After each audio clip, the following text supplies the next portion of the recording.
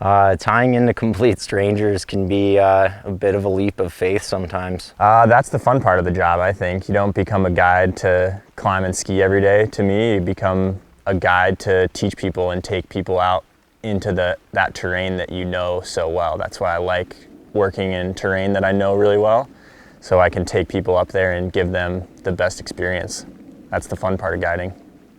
There's definitely a difference between how I choose to climb when I'm by myself with friends, recreationally climbing, pushing myself, training, versus the way that we guide and the way that we, the risk tolerance that we have when we are climbing with clients in the mountains. It's a very different headspace. It's a different risk tolerance and a different kind of decision-making algorithm that we use, and much more open to pushing myself a little bit harder, climbing at my ability or at the top of my ability level in order to progress farther as a climber and as a guide or as a skier, push myself a little more.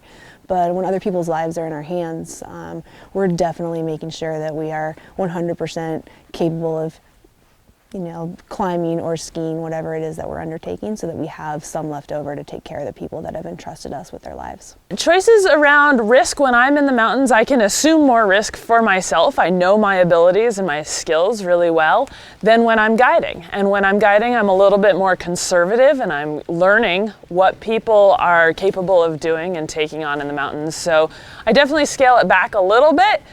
Yeah, there is a difference between climbing on your own and guiding clients. Climbing on your own, you're making decisions very differently. You have a different risk tolerance. You're probably taking higher risks. You can move differently in the terrain than if you were tied to people you don't know.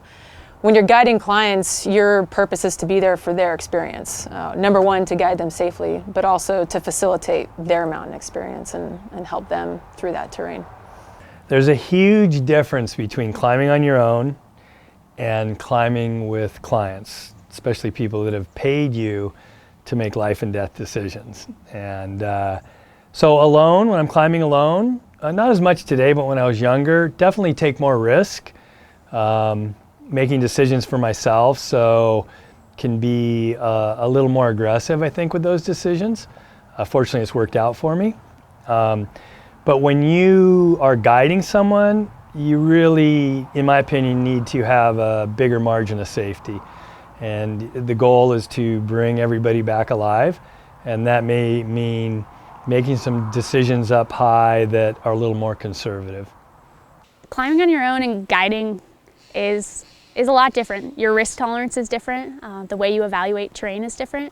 The risk I take when I'm traveling by myself or with my partners is going to be different than that I take when I'm taking these strangers into that technical terrain. Well, when I'm climbing on my own, it's about pushing my limits and traveling well in the mountains. And when I'm guiding clients, it's all about efficiently moving people in the mountains and having them have a great experience out there and keeping everyone safe.